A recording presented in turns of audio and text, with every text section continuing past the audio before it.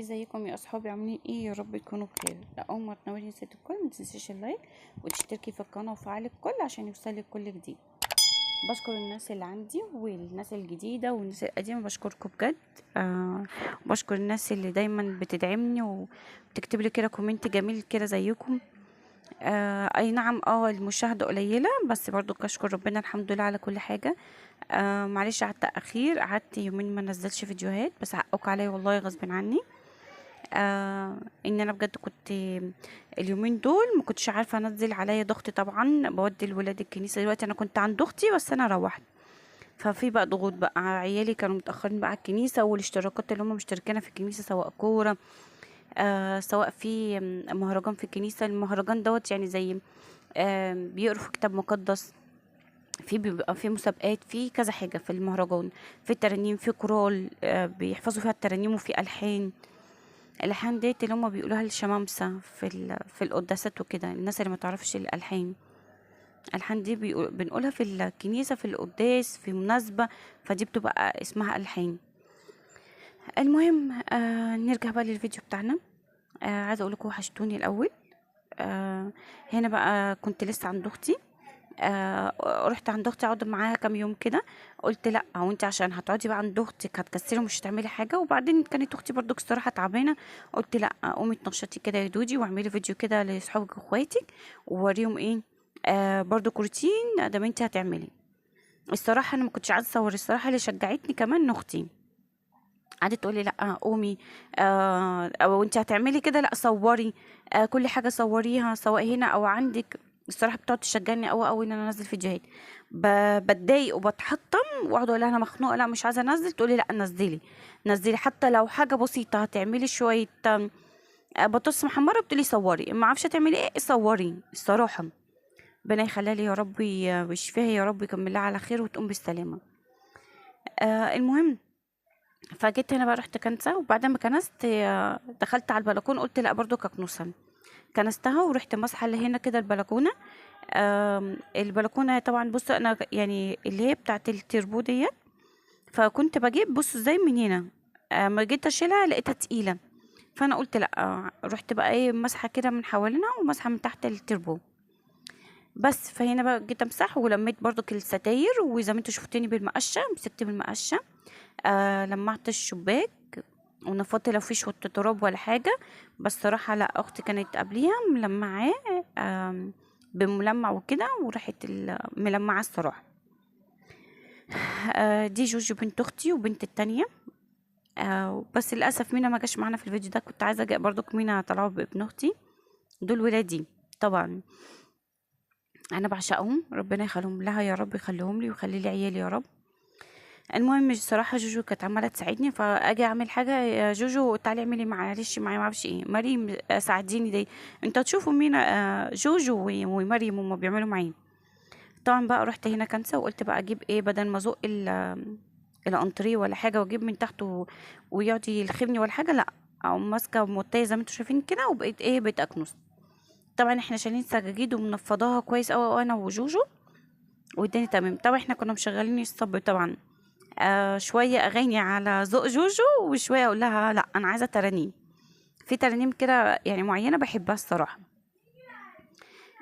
أنا بحب لما أعمل حاجة في بيتي، بحب كنت الأول أحب الأغاني الهندية، أو الأغاني اللي هي الأجنبية، اللي هي مش عارفة أغنية أجنبية اسمها إيه. المهم، هي في أغاني يعني معينة. بعد كده لأ، لقيت الترنيم بقى بتريحني وبتساعدني ان انا اقوم اتحرك واتنشط. يعني بجد بحس بالترانيم احلى من الاغاني واي حاجه تانية. بس هنا بقى كنت عماله اتكلم معاهم، وكانت مريم وجوجو كانوا واقفين معايا، فبقول لهم انا هنفض وانتوا هاتوا البتاع ده كده، يعني ساعدوني وزقوا معايا. ومين اللي كان بيصورني بقى هنا؟ مريم. مريم ما كانتش عايزه تطلع.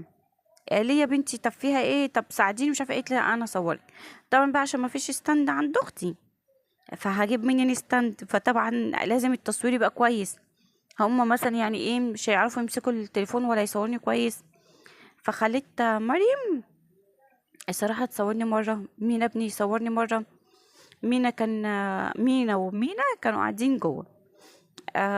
وانا وجوجو ومريم هنا بس، فكانوا بيساعدوني الصراحة. هنا كنت بدأت ان انا امسح، بس مش عارفة فين لما مسحت الريسبشن من اوله. ده كده هنا بدأت ان كده خلاص كنت قربت اخلص. هنا كنت بمسح واجيب من جنب التلاجة، كنت بحاول في عصاية واقفة بحاول اطلعها ما كانتش نافعة، فجوجو بتقولي لا سيبها يا خالته. بس وقلت اجيب كده من جنب التلاجة الناحية دي وجنب التلاجة الناحية دي، وخلصت كده هنا كده ريسبشن. بس فكنت بقى عايزة ادخل عند المطبخ، كان في شوية طبيخ من امبارح عندها. فالطبيخ واللحمة ديت يعني اتحط على جنب على النار وخلاص على كده شكرا. لكن اللي كان فاضل ايه الرز. حتى كنت عايزة اصور معاكم الرز هنشوفه دلوقتي مع بعضينا، بس ما عرفتش اجيب كويس وانا بعمل رز ليه بقى. انا بصور لوحدي وهم كل واحد بيعمل حاجة ومشغولين، فقلت خلاص رحت مطلعه برضو جزء كده من الرز، عملت جنب الرز جنب شويه الطبيخ وخلاص كده خلصت. جيت برضو رحت مكمله ايه اللي ورايا الريسبشن. مش عارفه ازاي من اوله مش باين. انا المهم يعني خلصته كده وخلصت هنا وهيجي هكمل الباقي. الفيديو ممكن انا اتلخبطت فيه وانا بنسقه، مش عارفه برضو شلت ديت عشان امسح وراها، خفت لا تكون الكهرباء شغاله، قلت الحمد لله لقيت الفيشه متشاله. بس لمعت وراها ولمعت ورا برضو كده وحاولت اجيب ورا النيش. بس عايزه اقولك يعني بجد بجد ما حسيتش. او مين اهو بص عمال يجي يكلمني بيقول انت مشغله كاميرا يا ماما، فبقول له اه، فبيقول لي طب ليه. بصوا بقى الفيديو متركب غلط، عشان الصراحه كنت مصوره من تليفون اختي فاتبعت الفيديو ورا بعض، فمش متنسقين. انا لما بصور بتليفوني فالبتاع بيبقى متنسق، اعرف ايه اللي اتصورته الاول التاني التالت. هنا كنت خلصت بقى الريسبشن من قدام، وبعد كده زقيت الكراسي ومسحت حوالين السفرة والدنيا تمام. هنا بقى زي ما قلت لكم عملت الشعرية. طبعا المطبخ طبعا بيبقى نضيف مش محتاج حاجة اول باول. كان الصراحة كلنا ايدينا في المطبخ والمواعين ما بخليش مواعين. بس هنا بقى كنت بحمر الشعرية. بص كنت بحاول متنرفزة مش عارفة اجيب لكم التصوير كويس ان انا بحمر الشعرية ومش باينة. قلت بقى ايه لا اعدل الكاميرا واوريكم انا بحمر الشعرية. بس اصلا الرز اصلا ما بياخدش وقت، وطيت عليه النار وخلاص رحت اكمل الدنيا اللي ورايا. بس خلصت بقى الريسبشن وقعدت نفضت زي ما قلت لكم، نفضت الاول الانتريه ونفضت الكراسي بتاعت السفره. بس كده يعني الدنيا كانت تمام كده. والتلميع الصراحه كانت جوجو اللي عامله التلميع، جايبه الملمع الخشب ولمعت الخشب كله ولمعت السفره من تحت ولمعت اسمها ايه النيش، ولمعت ايه تاني ولمعت الكراسي من تحت ولمعت برضو الترابيزه. المهم جيت بقى اما ارص السفره فمريم ايه كانت معانا. مريم زهقت على فكره من التصوير، قعدت تقولي انا زهقت انا زهقت. بس عايزه اقول لكم لا على قد ما كنت بصور وكده، بس اليوم يعني كام يوم عند اختي ديت قعدنا بجد نعمل حبه حاجات ونهزر ونضحك. عندكم الفيديو بتاع الكيكه اللي انا عاملاه دوت اسمه فيديو الكيك بالضحك. بجد انا اختي كانت واقفه فاصله ضحك ما تعرفوش في ايه، والله العظيم يعني مش عارفه كان في ايه. بس كانت ايام بيبقى الواحد فيها ضحك، بس الضحك ده بيبقى وراه حاجات كتير قوي كتمان جوه حاجات. بس فقعدنا بقى ساعات لما كنت بقعد اهزر مع ولاد اختي، يا لو كنت بعمل معاهم حاجات. لو شافوا الفيديو دوت خايفه يكتبوا يقعدوا يقولوا لي دخلتوا بتعمل فينا حاجات ومقالب. آه بس ده مين ابن اختي اللي كان معدي دوت التيشيرت الاحمر، اه هو دوت ابن اختي. وده مينا ودي جوجو بنت اختي ومريم اللي ماسكه الكاميرا. شفتوا بقى الفيديو ما كانش متنسق، يعني انا جيت وانا بمسح السفره بس انا مسحتش تحت السفره الاول، ده كان المفروض الفيديو يتحط الاول. حاولت اعمله تاني مش عارفه، يعني لقيت الفيديو مش مظبوط كويس. حاولت اركز واعمل مش عارفه اصدقه اركز واركبه صح. مش مهم، المهم ان انا انزل فيديو وافضل معاكم واوريكم انا عملت ايه وما عملتش ايه، وننسق الفيديوهات كده مع بعضينا ان شاء الله في الايام اللي جايه باذنك يا رب. ان انا كمان ما كانش عندي مساحه على الموبايل، فكان لازم افضي الفيديوهات ديت على اللابتوب عندي، فمش هينفع ان انا قاعده عند اختي. فراحت قالت لي خلاص، طب انا هقول لك على حاجه، صوري من موبايلي انا وانا هبعتهم لك على الواتس. فانا عملت كده فعلا، فحتى تلاقوا التصوير مختلف عن مثلا الستاند لما يكون مظبوط كمان، والموبايل كمان. بس فانا عماله اكلم مريم هنا، بقول لها وطي وهاتي كده من تحت الكراسي واعملي.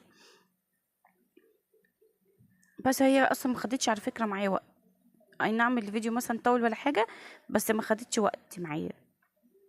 بس هما بصوا عايزين يقعدوا وهما مكسوفين يا خالته.